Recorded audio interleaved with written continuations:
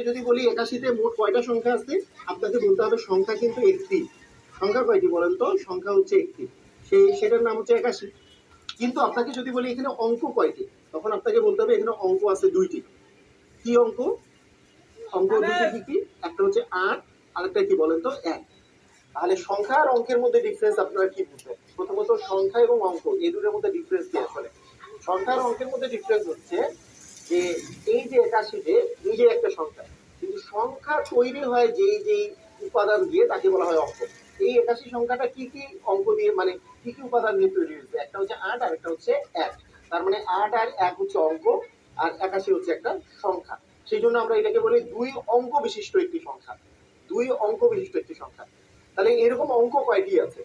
আমাদের এইটা জিনিস আগে প্রথমে জানতে হবে যে অঙ্ক মোট কয়টি আছে। অঙ্ক আছে হচ্ছে মোট 10টি। কি কি? 0, 1, 2, 3, 4, 5, 6, 7, 8, 9।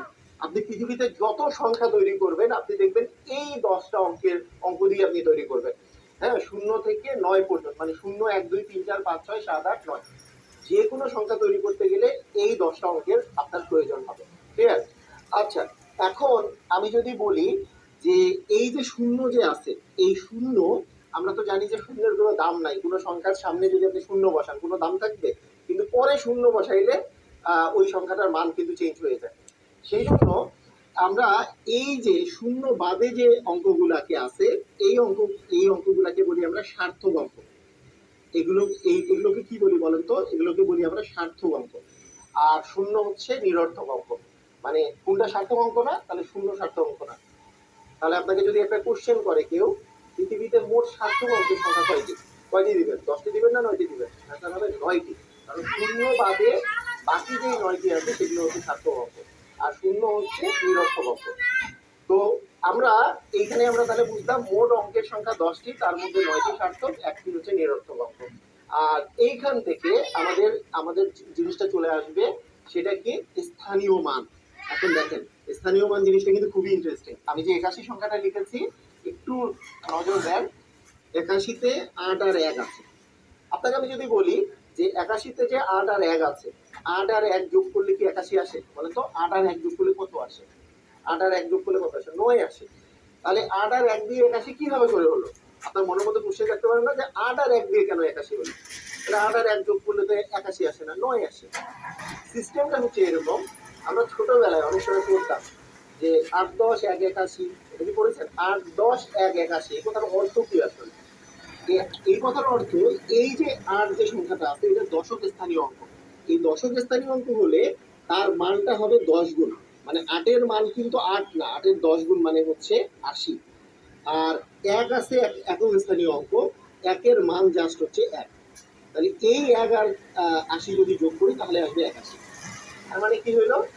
যে কোনো একটা সংখ্যার যদি আমি মান বের করতে চাই, তাদের নিজের একটা স্থানীয় মান আছে। যা দেখতেছি 8-কে 8 দেখতেছি, আসলে 8 না, এর মান আসলে 80।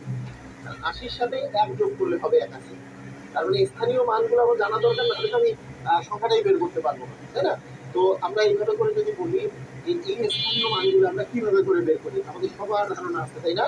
স্থানীয় মানগুলো আমরা ডান পাশ থেকে এইভাবে করে আমরা বের করি যে একটা আছে একক, তারপরে কি আছে দশক, তারপরে কি আছে শতক, তারপরে আছে শতক, তারপরে হাজার, তারপরে অযুত, তারপরে হচ্ছে লক্ষ, তারপরে আমরা জানি নিযুত, এবং হচ্ছে কোটি, তাই না? একক, দশক, শতক, হাজার, অযুত, লক্ষ, নিযুত, কোটি। এই একক মানে তো হচ্ছে 1। একক মানে কি? 1। দশক মানে হচ্ছে 10, শতক মানে হচ্ছে 100, হাজার মানে 1000, অযুত মানে হচ্ছে 10,000। অযুত মানে কত হাজার? 10,000। লক্ষ মানে কত? লক্ষ মানে তো 1-এর পরে 5টা শূন্য হইলে লক্ষ হয়। নিযুত মানে হচ্ছে 10 লক্ষ। নিযুত মানে আসলে 10 লক্ষ। আর কোটি মানে তো 1-এর পরে 7টা শূন্য, 1-এর পরে 7টা শূন্য দিলে কোটি হবে। তাহলে এই যে একক, দশক, শতক, হাজার, অযুত, লক্ষ, নিযুত, কোটি, এইটা যদি আমরা এখান থেকে দেখি যে একক মানে আসলে 1, তার 10 গুণ হচ্ছে দশক, তার 10 গুণ হচ্ছে শতক, তার 10 গুণ হচ্ছে হাজার, হাজারের 10 গুণ অযুত, অযুতের 10 গুণ লক্ষ, লক্ষের 10 গুণ নিযুত, নিযুতের 10 গুণ কোটি। এই যে এগুলো হচ্ছে স্থানীয় মান। এগুলো দিয়ে আসলে আমাদের কাজ কি? মনে করেন আপনার কাছে একটা সংখ্যা আছে, ধরেন আমি বললাম যে 9,523, 9,523। তাহলে আপনাকে যদি কেউ জিজ্ঞেস করে যে 9,523 এই সংখ্যাটা কি কি অঙ্ক দিয়ে তৈরি, তো আপনি বলবেন যে 9 দিয়ে তৈরি, 5 দিয়ে তৈরি, 2 দিয়ে তৈরি এবং 3 দিয়ে তৈরি, এই চারটা অঙ্ক দিয়ে তৈরি। এখন কেউ কেউ আপনাকে কোয়েশ্চেন করতে পারে, এই চারটা অঙ্ক দিয়ে তৈরি, এই চারটা অঙ্ক যোগ করলে কি 9,523 আসবে? 9,523 আসবে? কখনোই আসবে না। কেন আসবে না? কারণ 9 এর স্থানীয় মান তো 9 না, 5 এর স্থানীয় মান তো 5 না, 2 এর স্থানীয় মান তো 2 না। তাহলে এগুলোর স্থানীয় মান কি? এগুলোর স্থানীয় মান হচ্ছে 3 এর স্থানীয় মান হচ্ছে 3। কেন? 3 একক, মানে এই যে 3 যেহেতু একক, তাহলে 3 গুণন 1 মানে হবে 3, মানে এটা হবে হচ্ছে একক, তারপরে দশক, তারপরে শতক, তারপরে হাজার। আমি লিখে দিই, এটা হচ্ছে একক, এটা আসতেছে আমাদের দশক, এটা আসতেছে শতক, এটা আসতেছে হাজার। ছোট করে লিখে দিচ্ছি, না দেখা পাইলেও সমস্যা নাই, এখানে আমরা দেখি। তাহলে একক যেহেতু 1 দিয়ে গুণ হবে, দ্বিতীয়টা যেহেতু দশক, 2কে আমরা 10 দিয়ে গুণ করবো, তাহলে এটা আসবে 20। 5 যেহেতু শতক, তাহলে 5কে আমরা 100 দিয়ে গুণ করবো, এই যে শতক মানে 100, তাহলে আমরা এটার মান আসতেছে 500। 9 যেহেতু হাজার, তাহলে 9 গুণন আসবে 1000, তাহলে আসবে হচ্ছে 9000, তাই না? তাহলে এইগুলো সংখ্যা যদি আমরা যোগ করি, তাহলে দেখতে পাবো এইটা আমি পেয়ে যাবো যে এখানে 3, এখানে 2, এখানে 5 আর এখানে 9, মানে 9523 তাহলে পেয়ে যাব। তাহলে আমাদের বিষয়টা হচ্ছে এরকম যে প্রত্যেকটা স্থান, মানে প্রত্যেকটা স্থানের জন্য একটা স্থানীয় মান আছে এবং সেই অঙ্কগুলোর স্থানীয় মানটাই আমরা আসলে টাইপ 1-এ করেছি। এখন ইন্টারেস্টিং ব্যাপার, এই জিনিসটা স্টুডেন্টরা ক্লাস 4 থেকে 5-এই পারে, কিন্তু একটু যদি আলাদা করে দেওয়া হয়, যেগুলো কোশ্চেন আসলে পরীক্ষায় আসে, তখনই হয়ে যায় ঝামেলাটা। কিরকম? মনে করেন আপনাকে বলা হইলো যে একটি সংখ্যার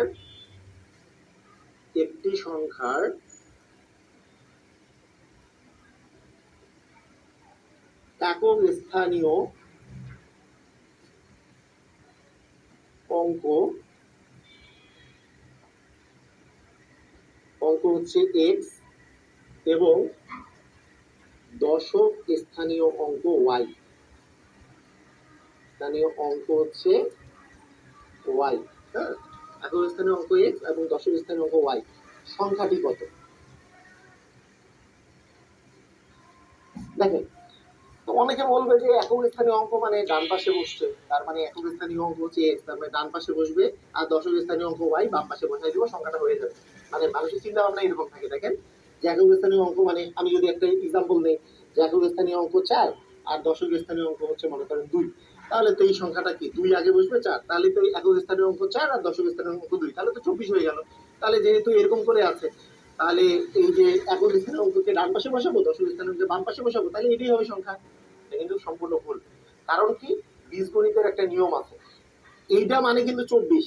এই 2 আর 4 যদি পাশাপাশি বসাই তাহলে মান কত? 24।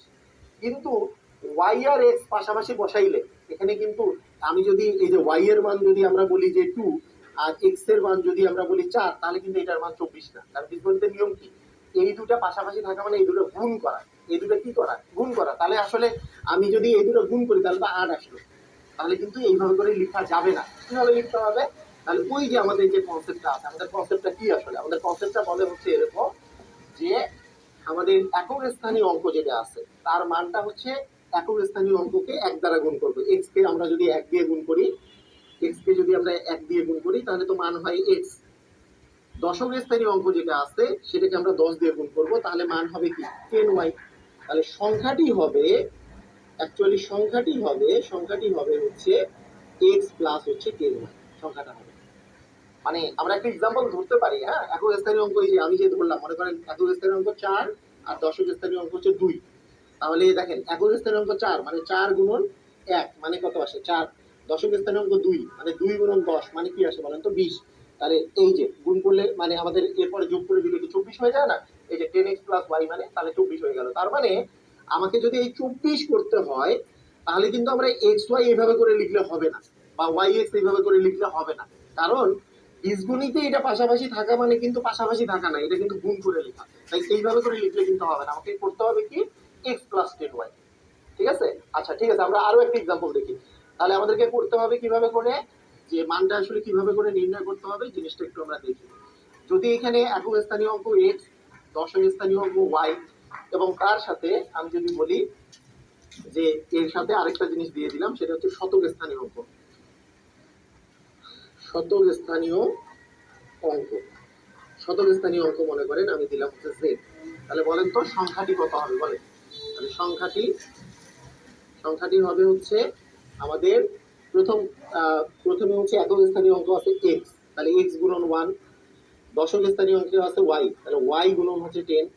শতক স্থানীয় অঙ্ক আছে কি বলেন তো জেড, তাহলে জেড গুণন হবে 100। এগুলো যোগ করে দিলে আমাদের এই অ্যান্সার চলে আসবে এক্স প্লাস 10y প্লাস হচ্ছে 100z। ক্লিয়ার?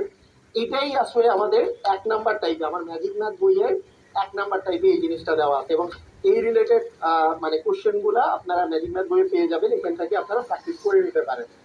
এরপরের ভিডিওতে আমি পড়াবো 2 নাম্বার টাইপ, সেটা হচ্ছে মূলত অমূলত সংখ্যা। মূলত অমূলত সংখ্যা নিয়ে বিস্তারিত একটা ভিডিও করব।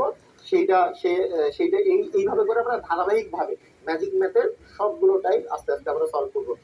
আপনাদেরকে অসংখ্য ধন্যবাদ। আল্লাহ হাফিজ।